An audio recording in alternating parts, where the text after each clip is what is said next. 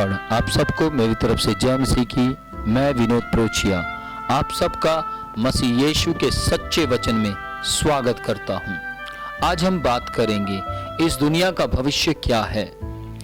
बहुत से लोग टेलीविजन देखते हैं, न्यूज़ सुनते हैं और न्यूज़ के अंदर देखकर वो सोचते हैं इस संसार का क्या होगा, इस संसार का भविष्य कैसा होगा और मैं इस दुनिया में रह रहा हूँ, मेरा क्या होगा।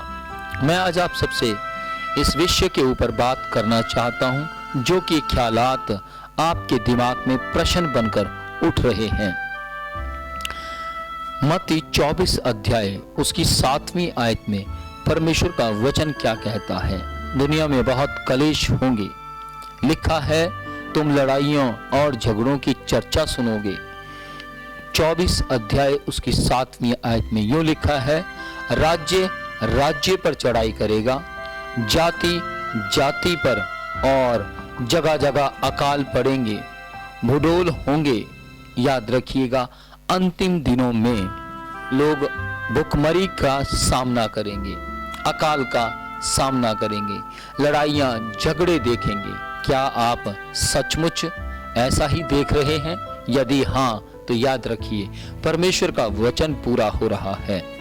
बाइबल ये भी कहती है, पहला थिस्सलुनीकियों 5वां अध्याय उसकी 3री आयत में लिखा है, जब लोग कहते होंगे कुशल है, सब ठीक है और कुछ भय नहीं, तो उन पर एकाएक विनाश आ पड़ेगा। जिस प्रकार गर्भवती पीड़ा को सहन करती है और वे किसी रीति से ना बचेंगे। जैसे एक गर्भवती स्त्री अपने जीवन के अंदर पीड़ा को सहन करती है, वैसे ही वे लोग भी पीड़ा को सहन करेंगे। जो लोग कहते हैं सब अच्छा चल रहा है, सब बेस्ट चल रहा है, सब कुछ हमारे जीवन के अंदर अच्छा ही अच्छा हो रहा है, याद रखिए अंत का समय अचानक आ पड़ेगा। बाइबल कहती है कि दुनिया के अंत में एक विश्व सरकार होगी जो संपूर्ण दुनिया पर अधिकार रखेगी। एक पुरुष अधिकारी होगा और वे ही ख्रिस्ट विरोधी होगा। वह पुरुष यीशु के पीछे चलने वालों का विरोध करेगा या विरोधी होगा, उनको सताएगा, परंतु अंत में वह नाश किया जाएगा और यीशु के चेले पृथ्वी पर धार्मिकता और न्याय के साथ राज्य करेंगे।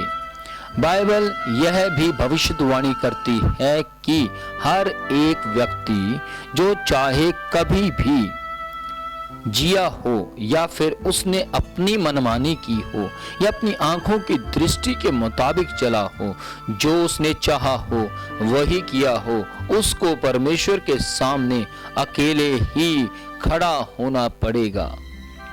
परमेश्वर हर एक व्यक्ति का न्याय करेंगे, उसके कामों के अनुसार न्याय करेंगे।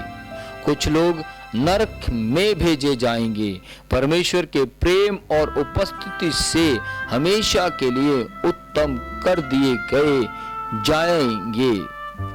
जो लोग परमेश्वर की उपस्थिति में रहते हैं, वे परमेश्वर की उपस्थिति में ही उनका न्याय किया जाएगा और परमेश्वर की उपस्थिति में ही वे रहेंगे।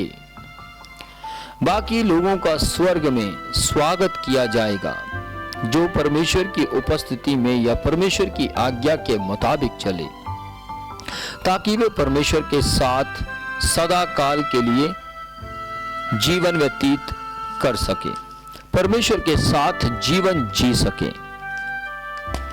परमेश्वर आपके जीवन के अंदर अपनी इच्छाओं को पूरा करना चाहते हैं। परमेश्वर चाहते हैं कि आपका जीवन परमेश्वर के बनाए हुए भविष्य को जान सके। बाइबल भविष्य के बारे में और भी बहुत सी बातें कहती है और हम विश्वास कर सकते हैं कि ये सारी बातें अवश्य ही पूरी होंगी। लेकिन आपके व्यक्तिगत जीवन के बारे में क्या है? आप अपने भविष्य को कैसे नियंत्रित कर सकते हैं? बाइबल के अनुसार आपके अपने भविष्य को नियंत्रित करने का एक भरोसेमंद रास्ता है।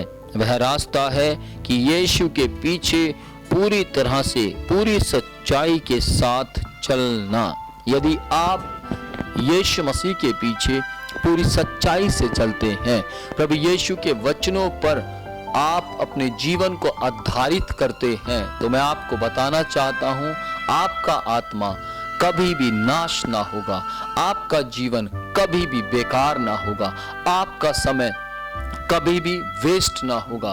प्रभु के नाम की महिमा हो। यदि आप मर भी जाएंगे तो भी जिएंगे। इसलिए आज के इस भविष्य को जो दुनिया का है, उसे आपको, मुझे, हम सबको अच्छी रीति से समझ लेना बेहद जरूरी है। प्रभु आपको आशीष दे। आइए हम प्रार्थना करें।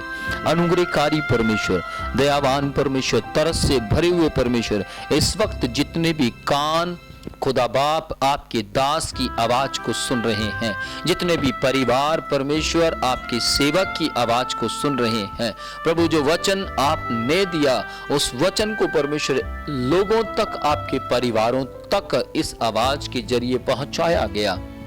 स्वामी, जिस जिस परिवार के अंदर यह आवाज गूंज रही है, मसीह यीशु के नाम में मैं प्रार्थना करता हूं, ये परिवार अंतिम समय में अपने और इस संसार के भविष्य को जानने पाए। परमेश्वर पिता यीशु के नाम में ये नरक से बचकर स्वर्ग में एंटर करने पाए। प्रभु यीशु के नाम में ये जय पाए और परमेश्वर आपके सिंहासन के साथ बैठा दिए जाएं। प्रभु यीशु के नाम में परमेश्वर ये अपने जीवन के अंदर सफलता का जीवन जीने पाए। प्रभु आपकी दया को मांगते, आपके तरस को मांगते, परमेश्वर ये सही शिक्षा की ओर ध्यान देने वाले होने पाए। प्रभु यीशु के जीवित नाम में जहां कहीं ये परीक्षा में या अपराध में या गुनाह में फंस गए हैं, वहां से बाहर निकलने पाए मसीह यीशु के जीवित और पवित्र नाम में। प्रभु हम आपकी महिमा करते, धन्यवाद इन सब को छूने के लिए, इन सब के प्रति प्रार्थना जो हमने मांगी है उस प्रार्थना को सुनने के लिए विश्वास करते हैं कि आप इस प्रार्थना को पूरी करने जा रहे हैं। प्रार्थना आपके पुत्र मसीह यीशु के जीवित और पवित्र नाम में मांगते हैं, आमीन।